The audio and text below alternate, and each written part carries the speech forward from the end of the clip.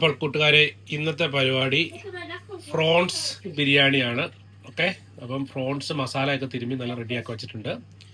പിന്നെ ഇത് വഴട്ടിയെടുത്ത് വെക്കാൻ വേണ്ടി ക്യാരറ്റും സവോളയും കാഷ്നട്ടും കിസ്മിസും എടുത്ത് വെച്ചിട്ടുണ്ട്. ഇത് നമുക്ക് വറുത്തെടുത്ത് വെക്കണം. പിന്നെ മസാലയ്ക്ക് വേണ്ടി കുറച്ച് 2 തക്കാളിക്കായും 1.5 സവോളയും പച്ചമുളകും, പിന്നെ അരി കഴുകി വെള്ളം വാർന്ന് എടുത്ത് വെച്ചേക്കുവാണ്. ഓക്കെ, അപ്പം നമുക്ക് എന്താ പറയുന്നത്, ഫ്രോൺസ് ബിരിയാണി ഉണ്ടാക്കാം. ഓക്കെ, അപ്പം പാൻ തീയ വെച്ചിട്ടുണ്ട്. അപ്പം ചൂടായി വരുന്നു. അപ്പം ഇത് ബട്ടർ ഒഴിച്ച് ബട്ടറിനകത്താണ് ഉണ്ടാക്കുന്നത്. ഓക്കെ, അപ്പോൾ നമ്മളുടെ ഫ്രോൺസ് ബിരിയാണി. അപ്പം നമ്മുടെ ഉള്ളി വറുത്ത് കോരിയെടുത്തു, ക്യാരറ്റ് വറുത്തോട്ടിരിക്കുന്നു, പിന്നെ കാഷ്നട്ടും നമ്മുടെ കിസ്മിസും കൂടെ വറുത്തെടുക്കാം. ഓക്കെ,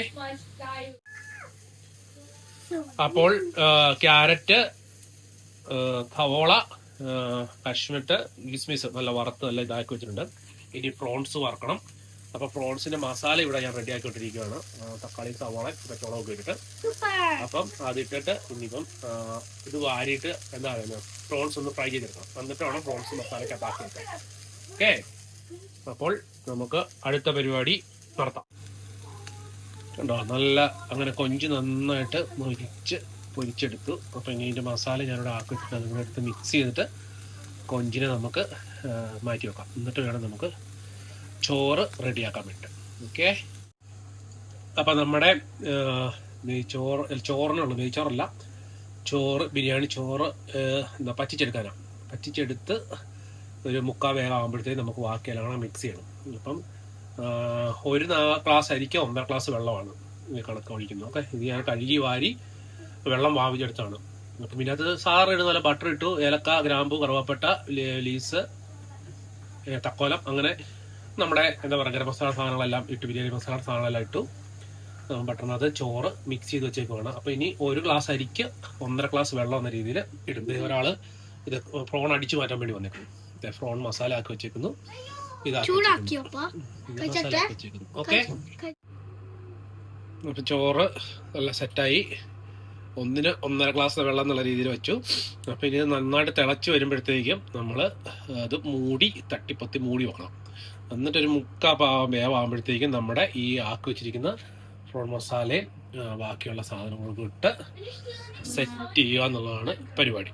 ഓക്കെ, അപ്പം നമുക്ക് ബാക്കി ഇതിനെ റെഡിയാക്കാം. ഇത് കണ്ടോ, ചോറ് തിളച്ച് ഈ പരുവാകുമ്പോഴത്തേക്കും അങ്ങനെ ഇളക്കിയിട്ട് ഇനി അങ്ങോട്ട് മൂടി സെറ്റ് ചെയ്തങ്ങ് വെക്കുക. ഓക്കെ, അപ്പോൾ നമ്മുടെ സിമ്പിളായിട്ടുള്ള ഫ്രോൺ ബിരിയാണി നല്ല സെറ്റായിട്ടുണ്ട്. അപ്പോൾ ഇതായി. ഇനി ഇപ്പം ഒന്ന് നമ്മൾ ഒരു 5-10 മിനിറ്റ് നമ്മൾ സ്റ്റീം ചെയ്തെടുക്കും. അപ്പോൾ സെറ്റ്. അപ്പോൾ നല്ല ആവി പൊങ്ങുന്ന പ്രോൺ ബിരിയാണി റെഡി. ഓക്കെ, അപ്പോൾ നമുക്ക് ഇനി കഴിച്ചൊന്ന് ടേസ്റ്റ് ചെയ്ത് നോക്കാം. അപ്പോൾ ഫൈനലി നമ്മുടെ prawns biryani ready to serve. Okay, നല്ല സുറ്റപ്പായിട്ടുണ്ട്. അപ്പോൾ 2 പേർക്ക് കൊടുക്കാം. അവരോട് നമുക്ക് ടേസ്റ്റ് ചെയ്യും. 2 പേര് കഴിച്ചോണ്ടിരിക്കുകയാണ്, പക്ഷെ തപ്പിപ്പറക്കൊണ്ടിരിക്കുകയാണ്. ആള് കുഴപ്പം. എങ്ങനെയുണ്ട്? സൂപ്പറാണോ? അതെയോ? ഒരു കഴിപ്പ് തുടങ്ങി. സെറ്റപ്പ് അടിപൊളിയാ.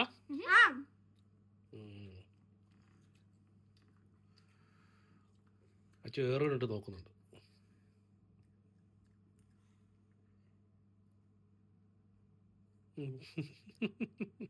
ഓക്കെ.